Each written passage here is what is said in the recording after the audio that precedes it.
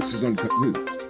This morning, the former head of the Lands and Surveys Commission, Trevor Ben, was arrested in connection with the alleged leasing of 6 acres of land at Ogle to Janico Vide Engineering Limited.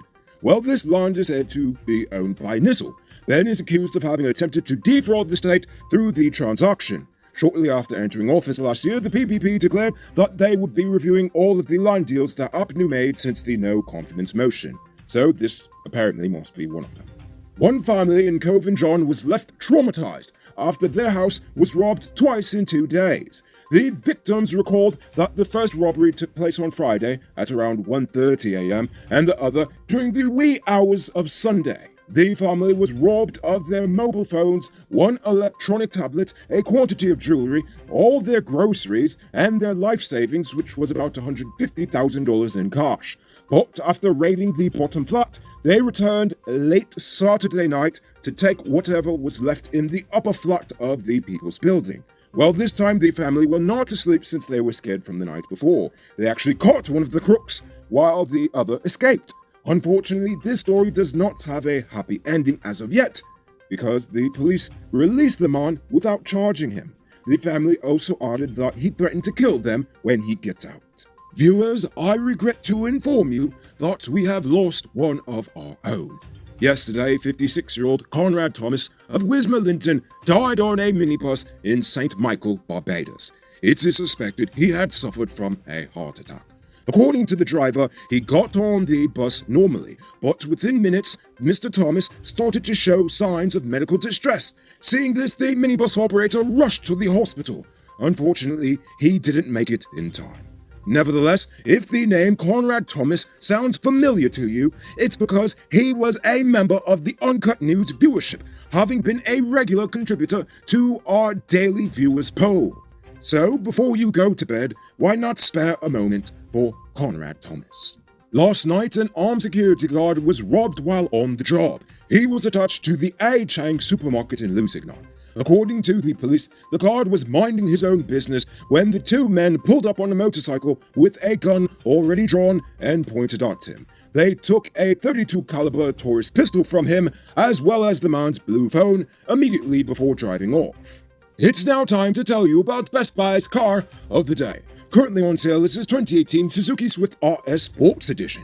It comes with Bluetooth, CD, stereo, steering controls, crystal lights, mag rims, fog lamps, and much, much more. Pay cash for $3.6 million, or pay down as low as $720,000 with around $70,000 monthly, and it's yours. Call or WhatsApp 662-0844 for more info, or visit their showrooms at 171 Peter Rowe Street, Queenstown, or Lot 2 Lamar Street, and tell them Noriko sent you for this sweet deal.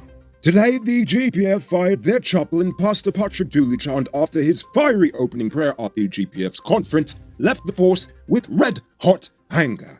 He said the force was in a bad place, as his prayer mentioned racism, division, selfishness, covetousness, and a whole host of wickedness the force is apparently guilty of. He basically stopped short of naming the specific officers perceived to be hampering the force. The GPF now turned the script, and they are accusing the pastor of lying on them and trying to make them look bad. But to add insult to injury, not only did they fire the man, but they are now investigating him for alleged financial crimes. According to Leroy Smith, the goodly pastor was one of scamming Yuri Garcia's victims. He had invested a large sum of money into the Ponzi scheme, but fortunately for him, he was able to recover his money. Former Assistant Police Commissioner Eric Besant has been named the replacement chaplain. There are 2 things that Jagdeo hates the most, and that is an opposing viewpoint and public embarrassment in any way, shape, or form. So on Monday, when he woke up only to hear that 6 of his councillors were publicly resigning because they disagreed with one of his ministers, he got up and did what he does best: invited to a private meeting and pews you into submission.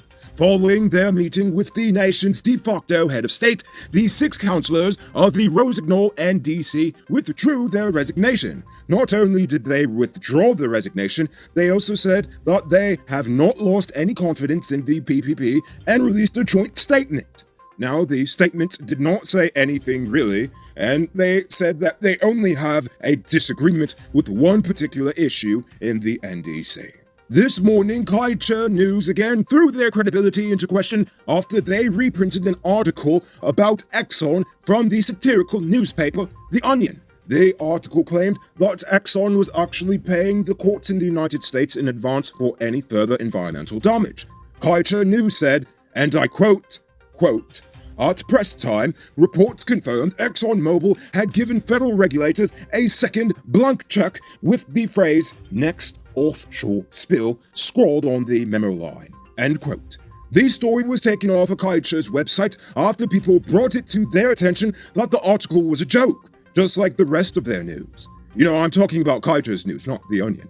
Anyway, they blamed it on a rookie reporter and not the editor-in-chief, because I mean, come on, this is Guyana. People in power never take responsibility for anything wrong. Ha ha! You can multiply your cash by selling digital top-up.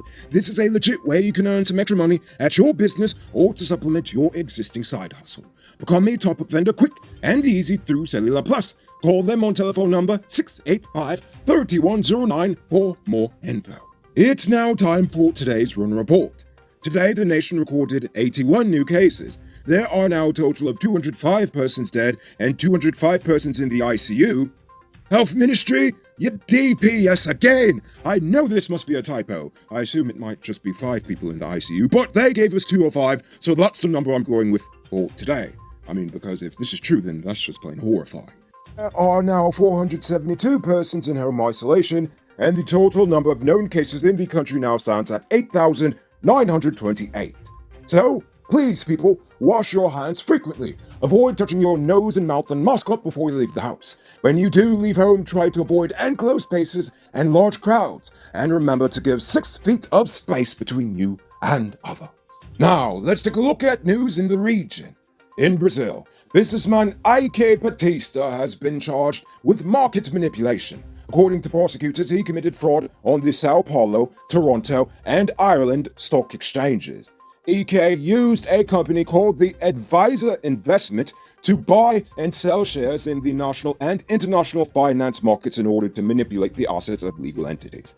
It was used, according to the prosecution, to hide his performance in the stock market, along with 2 other entrepreneurs who were also accused of the crimes. Robbery season might be over, but the streets are still mean. If I were you, I would consider getting security for the home of business. I personally recommend Sheriff Security Service. I find that they are the most professional, with well-trained armed or unarmed guards. Get some security, people. In Trinidad, last night, 3 poor children were forced to witness the horror of seeing their father murder their mother before taking his own life. Police say 37-year-old Dwight Waldrop was in a heated argument with his wife, 36-year-old Adina Allen, when he decided to attack her with a cutlass. 3 children, aged 7, 2, and 3 months, witnessed the tragedy, with the 7-year-old actually running to neighbors for help. They returned with help, only to find Allen collapsed in the bedroom and Waldrop having hanged himself. Also, Allen's grandmother was taken to the hospital after suffering a heart attack from the horror that she heard.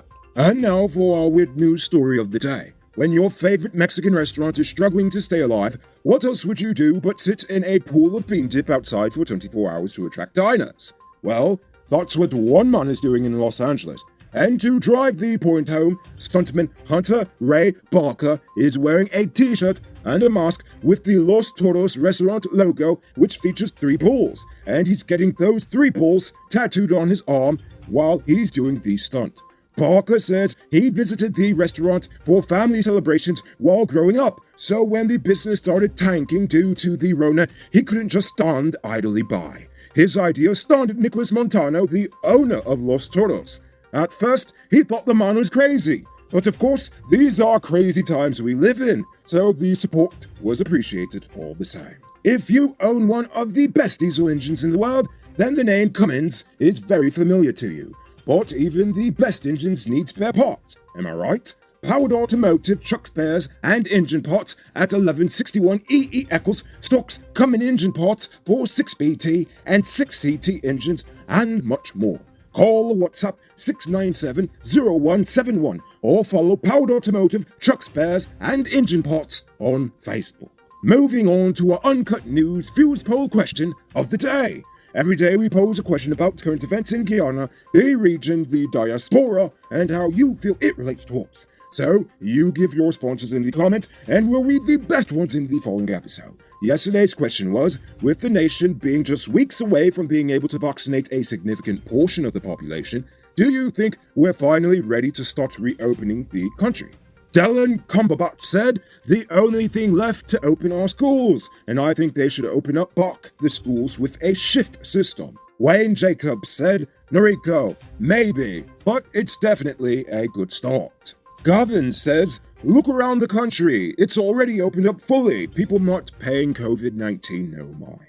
Thanks for your answers, people. Now for tonight's question. Kaiju has embarrassed themselves once again with shoddy journalism. In most countries, you actually need a tertiary degree of some sort to become a journalist. Do you think media houses here should adopt the same practice? Or should we just leave it as so? Or what do you suggest we should do to try to fix the problem with journalism in this country? Think about that question and tell us in the comments below. If your response is good enough, we just might feature it in Thursday's episode. Anyway, that's all the time we have for tonight.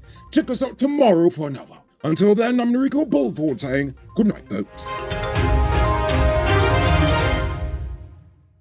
Hey, Uncut News viewers, thanks for watching. You can subscribe by clicking on this button over here, or click over there for more news. You can also drop a comment to let me know if you've made it to the end of the video. Goodbye for now.